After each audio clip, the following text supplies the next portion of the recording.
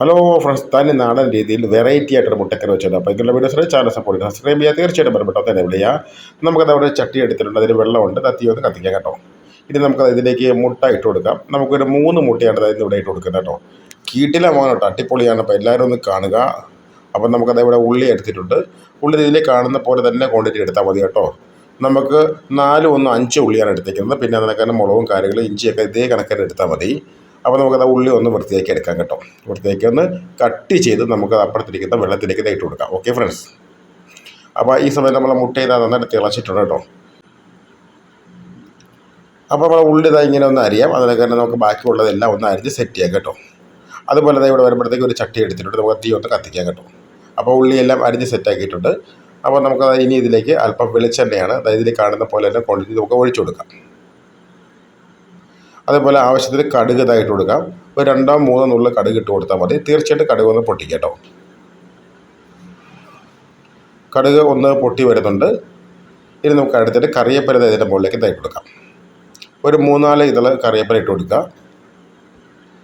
ഇനി നമുക്കത് ഇതിലേക്ക് നമ്മുടെ വെളുത്തുള്ളിയും ഇഞ്ചിയും കൂടെ ഇട്ട് കൊടുത്തിട്ടുണ്ട്.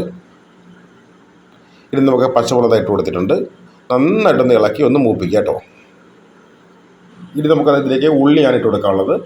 അപ്പോൾ ഉള്ളിയെല്ലാം നമുക്കത് തന്നെ ഇട്ട് കൊടുക്കാം കേട്ടോ. എന്നിട്ട് നന്നായിട്ടൊന്ന് മൂപ്പിച്ചെടുക്കാറുണ്ട്.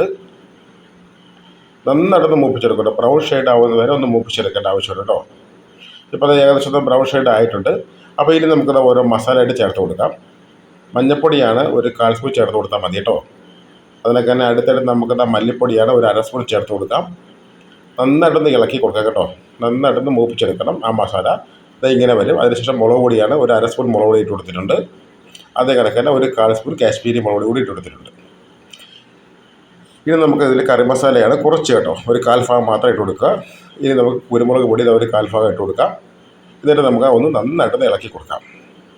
നല്ല രീതിയിൽ മസാല മൂപ്പിക്കുക. അതായത് ഇതുപോലെ ആവും. അതിനുശേഷം നമുക്ക് ഇതിലേക്ക് നമ്മുടെ തക്കാളിയാണ് ഇതായിട്ട് കൊടുക്കാം കേട്ടോ. തക്കാളി കൂടി ഇട്ടിട്ട് നന്നായിട്ടൊന്ന് ഇളക്കുക. അപ്പോൾ തക്കാളിയുടെ നീര് നമ്മളെ ഈ മസാലയിലേക്ക് ഉള്ളിലേക്ക് നന്നായിട്ട് പറ്റും. ഇനി നമുക്കത് നന്നായിട്ടൊന്ന് ഇളക്കിയത് ഇങ്ങനെ ഒന്ന് സെറ്റാക്കാം കേട്ടോ. തക്കാളിയുടെ നീര് വന്നിട്ടുണ്ട്. ഇനി നമുക്ക് ഇതിലേക്ക് അല്പം ഉപ്പാണ് ഒഴിച്ച് കൊടുക്കേണ്ടത് കേട്ടോ. ഒരു 1 സ്പൂൺ ഉപ്പ് നമുക്ക് ഒഴിക്കാം. ഉപ്പ് ആവശ്യത്തിന് മാത്രം എടുത്താൽ മതി കേട്ടോ. നന്നായിട്ടൊന്ന് ഇളക്കി കൊടുക്കുക. നല്ല രീതിയിലൊന്ന് മിക്സാക്കി എടുക്കണം കേട്ടോ.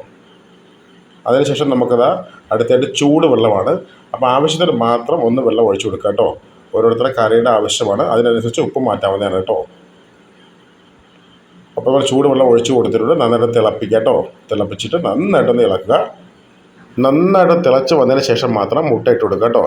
മുട്ട ഇട്ട് കൊടുത്തതിന് ശേഷം ഏകദേശം ഒരു 5-6 മിനിറ്റ് തിളപ്പിക്കുക. നന്നായിട്ടൊന്ന് വറ്റിക്കുക കേട്ടോ. അപ്പോൾ ഇവിടെ നന്നായിട്ട് തിളച്ചത് വന്നിട്ടുണ്ട്. അപ്പോൾ ഇനി നമുക്ക് മുട്ട ഇട്ട് കൊടുക്കാം. മുട്ട ഇട്ടിട്ട് കൊടുത്തിട്ട് ഒരു 5-6 മിനിറ്റ് നന്നായിട്ട് തിളപ്പിച്ച് വറ്റിച്ച് നമ്മളെ മുട്ടക്കറി ഇവിടെ സെറ്റ് ആയിരിക്കുകയാണ്. അപ്പോൾ ദയവ് വരുന്നുണ്ടോ ഇതുപോലുള്ള കിട്ടുന്ന വീഡിയോസിലായിട്ട്. അപ്പോൾ എല്ലാവരും സപ്പോർട്ട് ചെയ്യുക, സബ്സ്ക്രൈബ് ചെയ്യുക, തീർച്ചയായിട്ടും ആപ്പിൾ ബട്ടൺ കൊണ്ട് തന്നെ വിളിക്കാം.